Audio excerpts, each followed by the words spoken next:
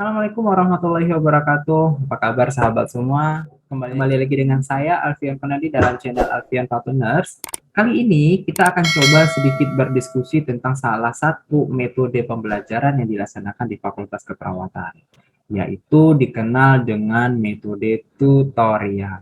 Tutorial ini berbeda dong dengan tutorial-tutorial yang sering kita lihat, karena tutorial di Fakultas Keperawatan itu menggunakan 7 jam dalam proses pelaksanaan case method, yaitu pembelajaran dengan memecahkan kasus dengan 7 langkah. Seperti saya katakan di awal bahwa 7 jam ini merupakan sebuah metode pembelajaran yang dilaksanakan ataupun diterapkan di Fakultas Keperawatan Universitas Riau.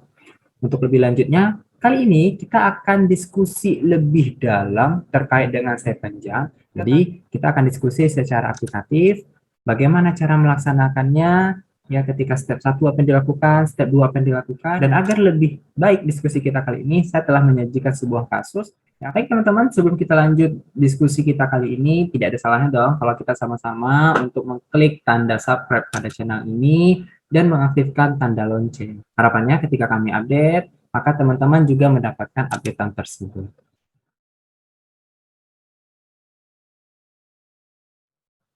Seperti yang saya katakan bahwa 7 jam ini merupakan sebuah metode yang digunakan dalam pelaksanaan tutorial di Fakultas Keperawatan. Dan kita kali ini ya, seperti saya katakan juga bahwa kita tidak akan membahas apa itu 7 jam, tapi kita akan membahas bagaimana cara melaksanakan tutorial dengan metode 7 jam. Pelaksanaan tutorial itu dipimpin oleh seorang ketua. Fungsinya, ketua ini adalah sebagai orang yang akan memandu proses jalannya diskusi, kemudian mengarahkan teman-temannya, serta melaksanakan tupoksinya sebagai leader dalam kelompok tersebut. Dalam melaksanakan tugas ketua, ketua ini dibantu oleh 2 orang sekretaris. Sekretaris 1, dia berfungsi sebagai notulen dalam pelaksanaan, sedangkan sekretaris 2 berfungsi sebagai notulen akhir dari proses pelaksanaan. Jadi kalau misalnya ada teman-teman yang mengatakan, izin ketua, nama saya Putri, saya ingin bertanya, apa fungsi ketua? Nah, itu dicatat oleh sekretaris 1 dalam room meeting atau boleh share screen. Tapi tugas sekretaris 2 adalah mencatat keseluruhan dengan rapi yang nantinya akan dijadikan sebagai makalah pleno. Kembali kepada fungsi ketua, fungsi lain dari ketua itu adalah dia yang akan membuka proses diskusi, diawali dengan salam, kemudian dilanjutkan dengan pembacaan doa yang dipimpin oleh ketua.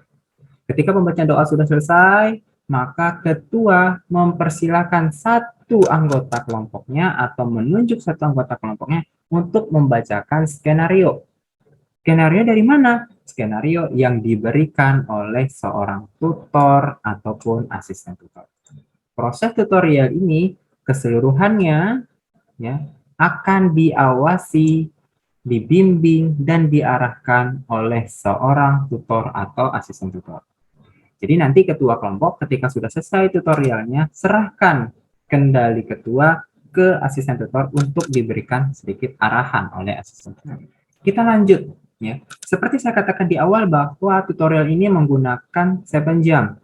Dan pelaksanaan 7 jam ini sesuai dengan namanya 7 jam langkah. Maka ada 7 langkah ataupun 7 tahapan dalam proses pelaksanaan tutorial. Yang pertama adalah clarified and familiar term, atau istilah lainnya adalah identifikasi istilah. Jadi teman-teman, dari satu skenario itu, nanti silakan teman-teman semua menentukan mana istilah-istilah sulit atau mana terminologi-terminologi yang kita tidak tahu artinya, ya. Clarify. Jadi kita mengklarifikasi terminologi yang kita tidak tahu itu artinya. Ketika kita sudah menyelesaikan identifikasi istilah, misalnya ada 5 terminologi, maka langsung jawab terminologi tersebut. Dan dalam proses menjawabnya, teman-teman semua diperbolehkan membuka kamus, mencari dari sumber internet ataupun dari buku terkait dengan apa definisi atau pengertian dari istilah ataupun terminologi tersebut. Ya, jadi pada saat step 1 teman-teman diperbolehkan membuka referensi. Ketika sudah selesai step 1, maka kita lanjut ke step 2, yaitu define the problem ataupun mengidentifikasi masalah. Masalah yang kita identifikasi dari mana asalnya? Berasal dari kasus ataupun skenario. Jadi silakan dijabarkan apa saja sih masalah yang ada, boleh berdasarkan paragraf-paragraf atau berdasarkan kalimat-kalimat, saya kalimat ini apa masalahnya, kalimat dua apa masalahnya. Jadi silakan teman-teman berdiskusi yang dipandu oleh ketua untuk mengidentifikasi masalahnya. Ketika sudah selesai mengidentifikasi, kita lanjut ke step 3, yaitu brainstorming possible hypothesis or explanation atau analisis masalah. Ya, sesuai dengan namanya brainstorming possible hypothesis or explanation, teman-teman itu menganalisis. Artinya apa? Kalau tadi di step 2 kita telah mengidentifikasi apa saja masalah-masalahnya, maka di step 3 ini kita menjawab. Misalnya masalah A, apa pengertian demam? Maka di step 3 kita menjawab, demam adalah A, B, C, D. Dan sesuai namanya, brainstorming. Jadi teman-teman dalam step 3 ini sudah tidak diperbolehkan lagi membuka kamus, membuka buku, membuka referensi apapun. Murni dari jawaban sendiri, sepengetahuan sendiri. Itu yang namanya brainstorming, berdasarkan analisa sendiri, kemampuan sendiri. Jadi teman-teman tidak usah memikirkan salah benarnya, nggak usah. Saya tahunya demam itu suhu tinggi, udah jawab aja. Kalau dibantang sama teman, jawab lagi sepengetahuan kita. Jadi tidak ada yang namanya benar atau salah. Benarnya di mana nanti? Benar atau salahnya informasi yang kita sampaikan, itu kita cari tahu jawabannya di step 7. Ketika sudah selesai step 3, kita lanjut ke step 4, yaitu arranging explanation into tentative solution. Yaitu kita membuat mind mapping atau kerangka berpikir atau kerangka konsep dan menentukan topik dari skenario yang ada. Yang kelima, defining learning objective atau menentukan LO. LO itu adalah learning objective. Jadi teman-teman itu menentukan LO. Kalau misalnya tadi di step 4 kita sudah menentukan topik, maka di step 5 ini kita akan menentukan LO. Artinya apa sih tujuan pembelajaran? Misalnya tadi di step 4 kita sudah menentukan, oh topiknya ini adalah demam. Maka di step 5 kita tentukan apa yang akan kita pelajari tentang demam. Oh, kita akan belajar tentang definisi demam. Kita akan belajar tentang pencegahan demam. Misalnya. Kita akan belajar tentang etiologi demam misalnya. Itu kita buat di step ini. Selanjutnya, masuk ke step 6. Step 6 ini merupakan information gathering. Artinya apa? Atau disebut juga dengan private student. Atau bahasa lainnya adalah mandiri. Jadi teman-teman itu belajar mandiri. Apa artinya belajar mandiri? Kalau tadi sudah ada LO, sudah ada 10 atau 5 LO yang kita tentukan, silakan teman-teman belajar membuat, menulis, membaca tentang 5 LO tadi. Tulis, misalnya tadi di LO pertama definisi demam. Silakan googling berdasarkan ataupun searching berdasarkan referensi-referensi yang pendukung. Apa sih definisi demam? Ketika step 6 sudah selesai, maka di tutorial kedua besoknya kita masuk ke step 7, yaitu synthesis and test accurate information atau reporting test. Teman-teman semua memaparkan apa temuan ataupun memaparkan sudah sejauh mana pemahaman teman-teman tentang LO yang ditentukan. Ya, ini sekilas terkait dengan pelaksanaan 7 jam. Kita akan coba masuk ke tahap selanjutnya, yaitu kita akan coba belajar memahami 7 jam ini berdasarkan contoh kasus ataupun contoh skenario yang sudah saya susun. Ya, jadi teman-teman nanti akan diberikan sebuah skenario ataupun sebuah kasus yang ini merupakan kasus pemicu. Ini adalah contoh kasusnya, silakan teman-teman untuk membaca. Saya pandu ya teman-teman. Anakku kenapa? Seorang ibu membawa anaknya yang berusia 6 tahun ke puskesmas karena ibu mengatakan badan anaknya panas sekali sejak tadi malam. Titik. Anak terlihat rewel dan gelisah. Saat perawat melakukan pemeriksaan didapatkan suhu anak 38,2 derajat Celcius, respirasi rate 25 kali per menit, pulse 90 kali per menit. Ibu mengatakan sore kemarin anaknya mandi hujan kurang lebih 2 jam. Dokter memberikan obat paracetamol dalam bentuk sirup agar anak mau minum obat. Perawat juga memberikan edukasi kepada ibu cara merawat anak dengan suhu tubuh yang tinggi. Jadi teman-teman, ini adalah contoh kasus, contoh skenario yang akan teman-teman dapatkan ketika akan melaksanakan tutorial. Lalu ketika ketua ataupun salah satu perwakilan kelompok sudah membaca, maka kita lanjut ke step 1. Nah, step 1 adalah mengidentifikasi istilah. Kira-kira dari skenario ini istilah apa saja sih yang muncul? Oh, mungkin ada nih satu orang. Izin ketua, nama saya Putri, saya ingin mengajukan terminologi yaitu gelisah. Dia bilang, oke silakan, siapa lagi? Saya ketua, oke silakan, kata ketuanya. Saya Husnul, ingin mengajukan suhu misalnya. Nah, terus ada lagi yang mengajukan, saya ingin mengajukan respiratory rate ketua. Saya ingin mengajukan pulse ketua. Saya ingin mengajukan paracetamol ketua. dan saya ingin mengajukan edukasi.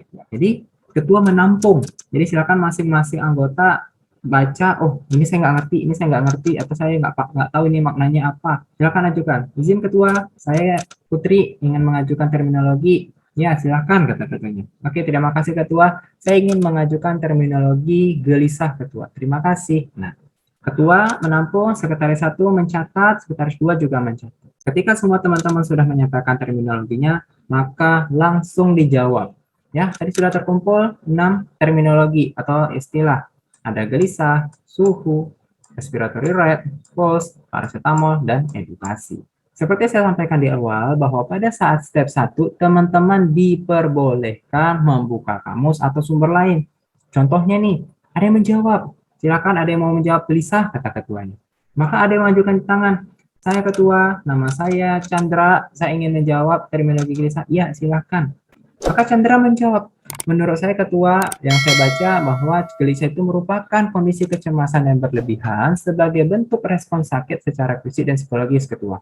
Ini saya dapatkan dari buku Indah tahun 2015. Terima kasih ketua. Ini adalah proses tutorial untuk step 1. Jadi teman-teman, ketua mengajukan siapa mau menjawab, kemudian anggota silahkan menjawab, cantumkan referensinya. Pada tahap tutorial, semua anggota, termasuk ketua dan sekretaris, memiliki tanggung jawab yang sama. Jadi ketua boleh mengajukan istilah, boleh juga menjawab. Ketua juga boleh bertanya, ketua juga boleh menambahkan. Begitu juga tentang sekretaris.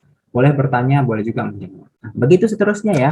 Jadi misalnya suhu, oh ada si Ratna yang menjawab. Ratna menjawab suhu merupakan ukuran kuantitatif terhadap panas atau dinginnya tubuh seseorang menurut Cahyono 2007 misalnya. Dan seterusnya sampai keseluruhan istilah ini terjawab. Ketika step 1 sudah selesai, ya istilahnya sudah terjawab semua, maka kita lanjut ke step 2 atau mengidentifikasi apa sih masalah-masalah yang ada. Caranya, ketua boleh membacakan skenario ulang dengan cara membaca per kalimat. Nah ini, seorang ibu membawa anaknya yang berusia 6 tahun ke puskesmas karena ibu mengatakan badan anaknya panas sekali sejak tengah malam. Langsung ketika ketua sudah membacakan itu, ajukan. Apakah teman-teman ada yang ingin bertanya dari kalimat ini? Kalau ada, silakan. Kalau tidak ada, kita lanjut. Anggap tidak ada, kita lanjut. Anak terlihat rewel dan gelisah. Oke, teman-teman ada yang bertanya? Saya ada yang mengajukan. Saya Fitra, ingin bertanya. Iya, silakan. Saya ingin bertanya, apa sih penyebab anak itu gelisah? Ada lagi? Kata ketua, tidak ada. Maka lanjut. Saat perawat melakukan pemeriksaan, didapatkan suhu anak 38,2, respirasinya 25, atau pernapasan ya, respiratory rate ini pernapasan, pulse atau nadinya 90 kali per menit. Gitu. Ada yang bertanya? Ada misalnya. Saya Adi, izin bertanya ketua, berapa sih nilai normal suhu, pernapasan, dan nadi pada anak usia 6 tahun? Terima kasih ketua. Nah, itu adalah proses diskusi tutorial di step 2. Lalu bagaimana Kak? Kalau misalnya masih ada yang bertanya tapi kalimatnya sudah habis? Boleh. Jadi ketua balikan lagi. Baik, saya sudah bacakan semua. Apakah dari keseluruhan skenario ada yang mau ditanyakan? Nah, jadi ketua balikin. Jadi teman-teman boleh bertanya dari secara keseluruhan. Misalnya ada yang bertanya, Kak, saya ingin bertanya, apa sih hubungannya paracetamol sirup itu dengan anak usia 6 tahun? Boleh nggak tablet? Itu kan berbeda kalimat tuh, tapi teman-teman boleh bertanya hal-hal seperti itu. Artinya, ayo silakan keluarkan kemampuan berpikir kritisnya, analisisnya untuk membuat pertanyaan seilmiah mungkin dari kasus-kasus yang ditampilkan. Nah, ini adalah contoh-contoh pertanyaan yang muncul ya, misalnya apa penyebab anak gelisah, berapa nilai normal suhu respiratori pos pada anak usia 6 tahun, bagaimana bisa ujian peningkatan suhu, berapa dosis paracetamol, kemudian apa edukasi yang diberikan perawat kepada ibu. Ini adalah contoh-contoh pertanyaan yang diberikan berdasarkan skenario tadi. Ketika semua pertanyaan sudah terkumpul pada step 2, maka kita lanjut ke step 3 untuk menjawab pertanyaan di step 2. Disebut dengan analisis masalah yang dijawab berdasarkan brainstorming. Artinya brainstorming apa? Berdasarkan kemampuan sendiri. Misalnya tadi ada pertanyaannya bahwa apa penyebab anak gelisah? Sulit menjawab bahwa penyebab anak mengalami gelisah adalah karena anak mengalami peningkatan suhu atau dikenal juga dengan demam. Sepengetahuan saya, ini kata Sulis, salah satu gejala demam pada anak itu adalah anak akan sering nangis, gelisah, sampai anak tidak mau makan. Terima kasih Ketua, kata si Sulis. Kemudian si Putri tunjuk tangan. Izin ketua, kata Putri. Ya, silakan Putri. Saya ingin menambahkan ketua. Silakan, kata ketua. Maka Putri ngomong, menurut saya ketua, penyebab lain dari gelisah pada anak itu karena anak merasa tidak nyaman ketua. Seperti karena pampersnya sudah penuh dan sebagainya. Terima kasih. Nah, lalu mungkin ada teman-teman ingin menjawab lagi silakan. Ingin menyanggah boleh, ingin bertanya lagi boleh. Ratna bertanya nih, izin ketua saya ingin bertanya kepada Putri, kenapa sih kalau pampers anak itu sudah penuh dia gelisah? Nah, jadi kalau misalnya teman-teman ingin bertanya atas jawaban teman lain tuh boleh. Atau teman-teman ingin menyanggah. Misalnya kata Ratna, izin ketua saya ingin menyanggah. Sepengetahuan saya ketua tidak ada hubungannya pampers penuh dengan anak gelisah. Itu boleh dilakukan. Dan itu disebut dengan diskusi hangat yang mendalam. Dan step 3 ini dilakukan sampai semua pertanyaan step 2 itu terjawab. Step 3 dilakukan hingga semua pertanyaan dijawab. Tetapi, jika ada pertanyaan yang tidak bisa dijawab atau jawabannya dirasa belum sempurna, dapat diajukan untuk dimasukkan ke dalam learning objective pada step 5. Pelaksanaan step 3 dilakukan tanpa melihat catatan. Seperti saya katakan bahwa teman-teman itu berdiskusi itu brainstorming berdasarkan pengetahuan sendiri, tidak berdasarkan referensi ataupun berdasarkan bacaan. Kemudian ini murni dari hasil pemikiran sendiri dan tidak ada penilaian salah atau benar. Catatannya seperti saya sampaikan tadi bahwa selama proses step 3 seluruh peserta atau mahasiswa selain boleh menambahkan jawaban atas jawaban teman, mahasiswa juga boleh melakukan diskusi lebih dalam dengan cara bertanya atas jawaban teman yang kita tidak pahami serta menyanggah jawaban teman jika jawaban tersebut menurut kita salah atau berbeda dengan jawaban kita. Oke, kita akan lanjut ke step 4. Dalam tahap ini, peserta membuat mind mapping atau kerangka berpikir dalam bentuk skema penjelasan. Selain itu, dilanjutkan dengan penentuan topik skenario yang akan dijadikan acuan dalam penyusunan learning objektif pada step 5. Jadi, di step 4 ini teman-teman, kita membuat mind mapping yang nantinya akan digunakan untuk membuat LO. Bagaimana sih contoh dari step 4 atau mind mapping? Ini ada contohnya. Ya, ini ada 2 contoh. Silakan teman-teman boleh di pause videonya kalau memang ingin melihat secara teliti ya contoh-contoh dari skema ini. Ini contoh skema 1. Jadi ini menjelaskan bahwa ada seorang anak usia 6 tahun yang berkunjung ke puskesmas, kemudian dilakukan pemeriksaan fisik, hasilnya apa? Tapi sebelum dilakukan pemeriksaan fisik ini kita tanya dulu, kenapa sih anak itu ke puskesmas? Oh, ternyata karena anak itu rewel, gelisah, badannya panas. Kenapa bisa? Karena diduga rewel gelisah panas ini karena anaknya main mandi hujan. Kenapa garisnya putus-putus? Karena masih praduga, bukan penyebab pasti. Sehingga dilakukan pemeriksaan fisik. Hasilnya apa? Hasilnya suhunya 38, pernafasannya 25, nadinya 90. Dari 3 data ini, kita tentukan bahwa oh ternyata anak ini karena suhunya 38 mengalami peningkatan suhu tubuh atau disebut dengan demam febris. Dari demam febris inilah kita lihat, oh ternyata dokternya ngasih obat paracetamol nih, obat penurun panas dalam bentuk sirup. Dan perawat juga memberikan cara merawat anak dengan febris atau dengan demam. Sehingga dari keseluruhan skema ini, kita mengangkat topik skenario kita adalah demam febris. Ini contoh skema 1. Contoh skema kedua, ini adalah seperti bentuk lingkaran atau jaring laba-laba. Nah, kalau kita membuat skema 2, maka topik tengah ini harus kita tutup dulu. Jadi belum ada nih, belum boleh ada, misalnya seperti itu. Ya. Kemudian misalnya, oh dalam skenario ada kata-kata suhu 38, pernapasan 25, maka ini kita kategorikan gejala objektif. Cantumkan dalam satu tabel. Ada lagi nih, anaknya rewel nih kata ibunya sama gelisah, itu merupakan tanda subjektif. Apalagi ya kata kunci dalam skenario, oh kata kuncinya dia diberikan paracetamol. Apalagi, oh perawatnya ngasih cara merawat anak dengan demam nih. Oke, kalau gitu dari 1, 2, 3, dan 4 kata kunci ini mengarah kemana ya? Oh, ternyata ini semua merupakan bagian dari demam. Baru deh teman-teman itu semuanya menulis di tengahnya demam febris. Kalau sudah menulis demam febris, maka lanjut. Selanjutnya apa? Kita tentukan tujuan pembelajaran kita. Apa sih yang akan kita ketahui? Oh, kita ingin tahu nih tentang pengertiannya, pengertian demam, ya penyebab demam, penanganan demam, dan akibat dari demam itu sendiri. Dan ini keseluruhan merupakan kerangka berpikir kita untuk membahas tentang apa itu demam febris. Kalau kita sudah selesai menentukan skema, menentukan topik, maka kita lanjut ke step 5. Dalam step 5, kita menentukan LO berdasarkan mind mapping dan topik yang diangkat. Apa tadi mind mappingnya? Setelah kita buat. Apa tadi topiknya? Jamal Febris. Kemudian jika ada pertanyaan dari step 3 yang tidak terjawab, maka dapat dijadikan sebagai LO. LO disepakati secara kelompok yang kemudian akan dibahas secara kelompok juga. Artinya misalnya, saya Ratna ingin mengajukan apa definisi demam. Saya Sulis ingin mengajukan apa penyebab demam. Saya Cendikia ingin mengajukan apa akibat dari demam. Itu silakan teman-teman untuk mengajukan apa LO-nya, disepakati kelompok, dan itu menjadi LO kelompok. Ini adalah contoh dari LO berdasarkan skenario tadi. Apa pengertian demam, apa penyebabnya, apa tanda gejalanya, apa akibatnya, bagaimana pengobatannya, dan apa intervensi keperawatan dari demam.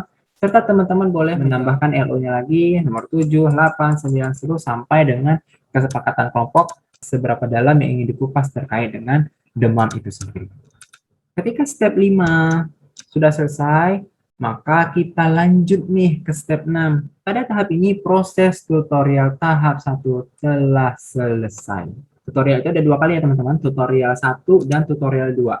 Sedangkan step 6 itu dilakukan secara terpisah, dilakukan secara individu atau dilakukan secara kelompok. Ngapain? Belajar sendiri, belajar mandiri. Jadi kalau tadi ada LO-nya definisi demam, silakan teman-teman cari dari buku-buku, dari jurnal-jurnal tentang apa definisi demam, apa penyebabnya, apa saja akibatnya. Silakan dicatat di dalam kertas, dalam buku, ya, yang nantinya akan dipresentasikan atau akan dipaparkan di step 7. Dalam pelajaran mandiri, sumber rujukan atau referensi yang direkomendasikan adalah textbook, e-book, jurnal, artikel, dan sumber ilmiah lainnya. Tidak diizinkan, ya teman-teman ya, tidak diizinkan mencari sumber yang berasal dari Blogspot, Wikipedia, dan web tidak resmi lainnya. Ini merupakan contoh-contoh dari referensi buku yang direkomendasikan, dan buku-buku lainnya boleh teman-teman cari, yang penting buku berasal dari perawatan ya, buku-buku perawat. Kemudian ada boleh mencari dari jurnal, referensi jurnal. Nah, yang saya rekomendasikan adalah teman-teman kalau ingin searching dari Google, maka Google searchinglah menggunakan akun Google Scholar. Nih, ya. Jadi teman-teman masukin aja Google Scholar di Google, ya nanti akan masuk ke webnya. Ketika sudah masuk ke Google Scholar itu, boleh langsung teman-teman akan bisa searching sebanyak-banyaknya tentang keperawatan. Klik aja keywordnya keperawatan dasar, itu akan muncul banyak informasi-informasi terkait dengan keperawatan dasar di sana. Step 7 yaitu ya sintesis atau pemaparan LO. Pada step 7, seluruh mahasiswa atau peserta melakukan diskusi untuk menjawab seluruh pertanyaan ataupun LO yang ada. Selama proses step 7, ini 7 ya teman-teman, seluruh peserta atau mahasiswa selain boleh menambahkan jawaban atau jawaban teman, mahasiswa juga boleh melakukan diskusi lebih mendalam. Ini sama ya teman-teman dengan step 3. Hanya saja bedanya satu hal. Kalau step 3, diskusi mendalam itu berdasarkan brainstorming, jadi teman-teman itu tidak boleh mencari referensi. Sedangkan kalau di step 7, teman-teman itu diskusi berdasarkan referensi. Misalnya contohnya, menurut Yuniati 2017 menyatakan bahwa demam itu adalah A, B, C, D, E. Gitu ya. Jadi ngomongnya itu berdasarkan referensi. Tetapi ada catatannya nih. Dalam proses diskusi, seluruh peserta atau mahasiswa tidak boleh menjawab dengan metode yang membaca. Teman-teman itu tidak diperbolehkan membaca. Tetapi lebih kepada sharing berdasarkan apa yang didapat dari proses membaca atau menulis. Dalam proses ini, mahasiswa dituntut untuk lebih aktif, berdiskusi, dan mengeluarkan kemampuan analisis agar diskusi berjalan dengan maksimal. Karena kalau teman-teman baca, itu tidak begitu efektif. Jadi teman-teman silakan baca dulu di rumah. Ketika sudah tutorial, teman-teman itu tinggal sharing, tinggal lihat-lihat sedikit aja. Nah, itu diperbolehkan. Itu terkait dengan proses tutorialnya. Ada sedikit informasi tambahan yang akan saya berikan dalam penjelasan kali ini bahwa setelah semua rangkaian kegiatan tutorial itu selesai, kelompok wajib membuat makalah sesuai dengan panduan makalah pada umumnya. Nanti silakan ya, boleh bertanya kepada masing-masing tutor ataupun kakak tingkatnya, kakak seniornya, bagaimana sih bentuk makalah tutorial gitu ya. Kemudian makalah tersebut akan dikumpulkan kepada dosen pengampu atau dosen pleno yang akan diplenokan pada jadwal pleno. Sebelum makalah dikumpulkan kepada dosen, kelompok wajib mengkonsultasikan makalah tersebut terlebih dahulu kepada masing-masing tutor atau astor, di mana proses konsultasi dilakukan melalui email dan melakukan konfirmasi kepada masing-masing tutor melalui pesan WA. Kemudian saat sebelum pleno dilaksanakan, kelompok juga harus membuat PowerPoint yang akan ditampilkan pada saat pleno dan dikumpulkan juga berbarengan dengan makalah. Yang perlu saya tekankan bahwa tutorial 1 itu terdiri atas step 1 sampai step 5 dan tutorial 2 terdiri atas step 7. Di akhir sesi tutorial, ketua kelompok memberikan kesempatan kepada tutor ataupun asor untuk memberikan arahan. Baik teman-teman, demikian diskusi singkat kita terkait dengan proses pembelajaran di keperawatan menggunakan metode 7 jam dalam kegiatan tutorial. Semoga apa yang telah kita diskusikan pada kesempatan kali ini mampu memberikan sedikit secercah informasi dan wawasan kepada teman-teman semua. Dan semoga teman-teman semua mampu melaksanakan proses tutorial dengan baik dan benar. Jikalau teman-teman merasa ada kendala ataupun ada kebingungan dalam proses tutorialnya, maka boleh bertanya melalui kolom komentar dalam channel ini, atau boleh juga teman-teman langsung japri ya masing-masing tutornya untuk bertanya, ini maksudnya apakah, ini maksudnya apa Pak, gitu ya. Dan itu tidak disalahkan. Karena kami di sini ingin sekali teman-teman itu melaksanakan proses tutorial ini dengan baik dan mendapatkan hasil yang baik juga. Sedikit motivasi dari saya bahwa setiap manusia diberikan kesempatan untuk belajar. Dengan belajar, manusia akan mampu membedakan antara kebenaran dan kekeliruan. Setiap kebenaran yang diterima manusia, jika diimplementasikan, maka akan mendatangkan kemanfaatan dalam kehidupan. Mari belajar dan salam intelijensia. Saya Alfian Konadi, izin undur diri. Terima kasih. Assalamualaikum warahmatullahi wabarakatuh.